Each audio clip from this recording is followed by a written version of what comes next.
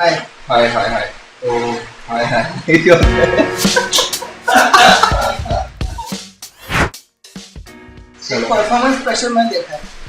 मैं पता है जब प्रैक्टिस करता हूँ ड्रम्स के लिए, जब बजाने बैठता हूँ तब कोई नहीं सुन रहा है, मैं भी नहीं सुनता हूँ, तब एकदम से रैंडम ऐसी बीट निकल जाएगी, ऐसी मेलोडी बन जाती है, और वहीं पर जब मैं कोई देखने लगे बोला ये तो अच्छा बजा था, वापस बजा। उस समय अपन मैं थोड़ा उस समय इतना गंदा बजाता हूँ भाई कि जो तो अपन जब परफॉर्म मतलब आज भी रहता है होता लाइक पहला podcast पॉडकास्ट है start अपना तो करते हैं। डेफिनेटली तो शुरू करते हैं। लेट्स ट्राई लाइक पहला पॉडकास्ट है We are upon trying. Perfect तो है नहीं, वी आर ट्राइंग तो No, we are perfect.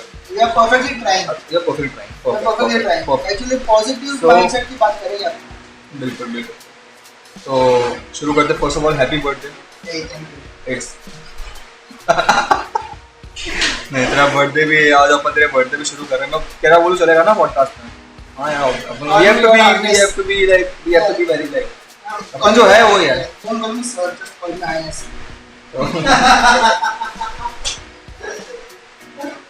तो पहला पॉडकास्ट है तुम्हारे बर्थडे में शुरू हो रहा है फाइनली Finally, लाइक start कर रहे 6 महीने का वेट इज ओवर। हैं। 1.5 years man. नहीं पॉडकास्ट का पढ़ता है 6 महीने का वेट इज ओवर। फाइनली हमने माइक जो हमने एक साल पहले लिया था उसका हम यूज कर पा रहे हैं। So the podcast is about Gyanayan. So Nayan what is Gyanayan? What is Gyanayana? Even I do not have a perfect answer for it because ये एक रिसर्च मेरी चल रही है।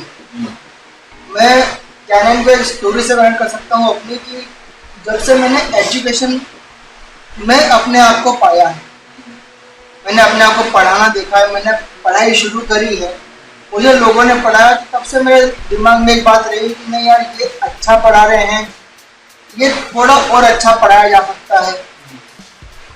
और मैंने यहाँ से पढ़ा है फिर भी मैं उसको यूटिलाइज क्यों नहीं कर पा रहा हूँ या अप्लाई क्यों नहीं कर पा रहा हूँ। तो मैंने एजुकेशन में अपने आप को काफ़ी डिफरेंट लेवल में इन्वॉल्व रखा है। लाइक इट्स नॉट ऑलवेज कि हाँ मैंने पढ़ा उसका रिजल्ट लेकर के आउटपुट दे दिया।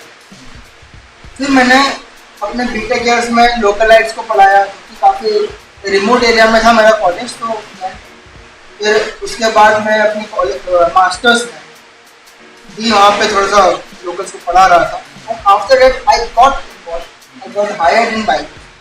That time मुझे थोड़ा सा एजुकेशन के बारे में, पेडागोजी के बारे में थोड़ा सा और understanding develop. Education is what? Education और pedagogy. Pedagogy.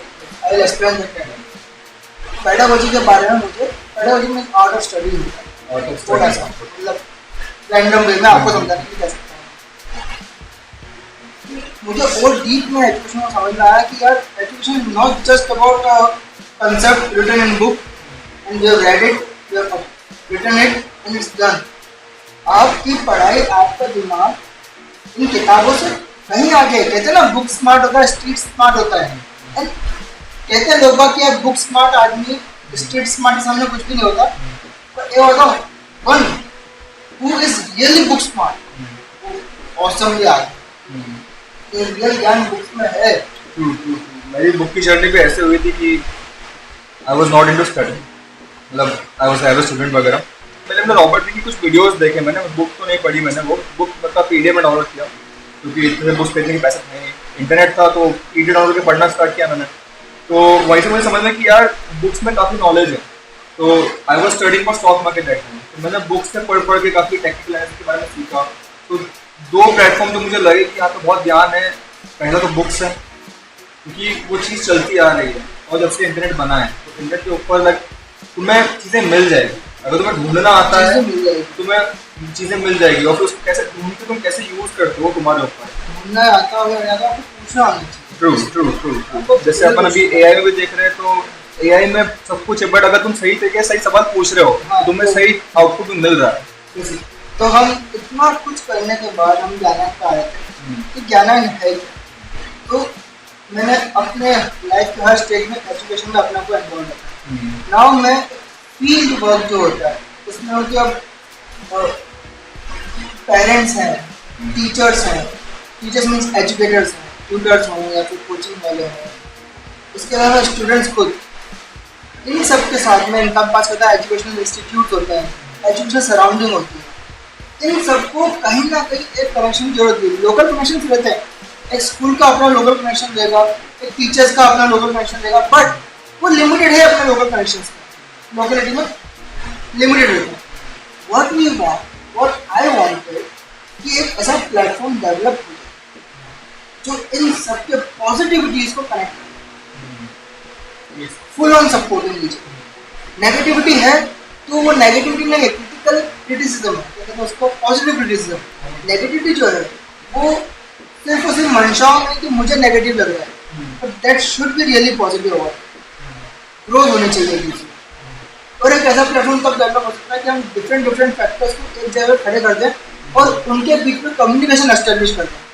And communication not about the wellbeing की बोले यार मेरा क्या चल रहा नहीं, कि भाई आज एजुकेशन के जो फैक्टर्स होते हैं कि मुझे कौन सा कंसेप्ट आता है और आता है तो किस लेवल पे आता है। लेवल का मतलब किस लेवल पे आता है, मतलब क्या मुझे कंसेप्ट के बारे में पता है, क्या मुझे कंसेप्ट का नाम विद डेफिनेशन पता है, क्या मैं उस कंसेप्ट को किसी और के सामने ऐसे सुना सकता हूँ ना, क्या मैं सुनाने के बाद मैं समझ पा रहा हूँ, क्या मैं समझने के बाद किसी को समझा पा रहा हूँ। और यहाँ पे एजुकेशन खत्म नहीं होती है, ये हुआ book smart, but real book smart जो इन कंसेप्ट को यूटिलाइज करता है, वही हमको ज्ञानन के थ्रू अचीव करता है। Because every concept can be taken into these levels, and उसके उन लेवल्स पे हम हर एक लेवल पे कुछ ना कुछ एक्टिविटी क्वेश्चंस। तो ज्ञानायन से बेसिकली इट्स अ प्लेटफॉर्म जहाँ पे ऑलमोस्ट देखा जाए तो हर एक इंडिविजुअल को वो मौका मिल सकता है कि उसके पास जो नॉलेज है वो उसको अपने तरीके से, जैसे सबका एक तरीका समझाने का और समझने का अलग होता है, तो सबके पास एक वो अपॉर्चुनिटी ओपन हो सकती है कि जैसे कि मान के चलिए मेरे पास एक कॉन्सेप्ट की मेरे पास नॉलेज है, तो मैं उस कॉन्सेप्ट को अपने तरीके से जिसको मैं समझाना चाहता हूँ मैं उसको समझा सकता हूँ। तो क्या कहना ऐसा एक प्लेटफॉर्म, अगर प्लेटफॉर्म के थ्रू अपन ऐसे करते हैं कि मेरे पास एक प्लेटफॉर्म आ गया कि जाते हैं एक चीज़ को अपने कैसे लोगों को समझा पाऊँ, तो I think that's YouTube exist करता है। तो ज्ञानायन और यूट्यूब जैसे अगर आप बता रहे हैं प्लेटफॉर्म जहाँ पे लोग अपने कंसेप्ट आके समझाने वाले हैं, तो YouTube और ज्ञानायन में क्या डिफरेंस रहेगा? तो मैं पहले आपके फर्स्ट क्वेश्चन को आंसर देता हूँ कि ज्ञानायन बिल्कुल आप अपना पॉइंट ऑफ व्यू रख के सबको समझा सकते हैं। That is based to of Gyanayan, जब हम सबको एक मल्टीपल टाइप ऑफ एक्सेस देंगे जो अपने आप को टीचिंग कर सकते हैं या फिर अपने आप को अपना एजुकेशन को अपने इन्फॉर्मेशन को इम्पार्ट कर सकते हैं। पर ज्ञानायन और यूट्यूब में अगर कोई डिफरेंस है तो मैं बोलूँगा कि मिनिमल डिफरेंस है कि YouTube is a vast library of knowledge. ज्ञानायन is a dedicated knowledge with equal involvement. So basically, ज्ञानायन is something. ज्ञानायन is a YouTube of ज्ञान. Let's say. ऐसा लगा क्योंकि YouTube पे आप घंटों टाइम स्पेंड कर सकते हैं. Like it is more towards a specific thing. Yes. So बहुत niche down there. Even one of our elements of ज्ञानायन is YouTube library. Okay. So it's not a competitor of YouTube. It's technically you cannot obviously we are helpers of each other. True. As you told, minimal difference है. But जैसे YouTube में multiple concept 10 चीज़ों को मिल जाएगी, ज्ञानायन में specific. ज्ञानायन में difference नहीं है. ज्ञानायन YouTube में difference नहीं बल्कि similarities है. तो I really like to talk about similarities between ज्ञानायन and YouTube. YouTube is simple. I am trying to make ज्ञानायन. YouTube is effortless in receiving knowledge. I am making ज्ञानायन happen. YouTube algorithm is awesome कि आपने कहा क्या interest है, आपको क्या सुनना चाहता है, क्या उसमें ज्ञानायन भी उस तरह के AI या फिर हमारे AI के साथ में मैंने एल्गो को इस तरह प्लान किया है कि आपको क्या अच्छा लगता है, साथ ही में आपके कमजोर पॉइंट्स क्या है जिसको आप स्ट्रेंथन कर सकते हो। और हम जब आपके कमजोर पॉइंट्स बोलते हैं इसका मतलब ये नहीं कि आपको नहीं आता है, अभी आप तक एक्सप्लेन नहीं हुआ, तो हम उसको डिफरेंट वे में प्रपोज होते हैं, हम डिफरेंट प्रेजेंट कर देते हैं, उसको टेक्सचुअल डिफरेंट कर देते हैं, so that it becomes easy to do. That is the Gyanan's approach, like making education effortless, burden free, so that mind को जो बर्डन लगता है इंटरप्रेट करने में, एक्सेप्ट करने में, वो सीधा माइंड का एफर्ट यूटिलाइज करने में जाए।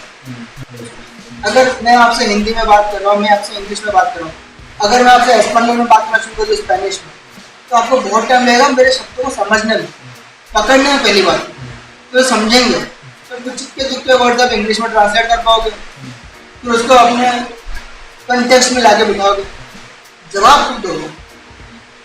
और वहीं पर मैं आपसे उसी माध्यम में बात कर रहा हूँ, इसी लैंग्वेज में बात कर रहा हूँ जो आपको समझ में आ रही है, जब मेरे को समझ में आ रही है।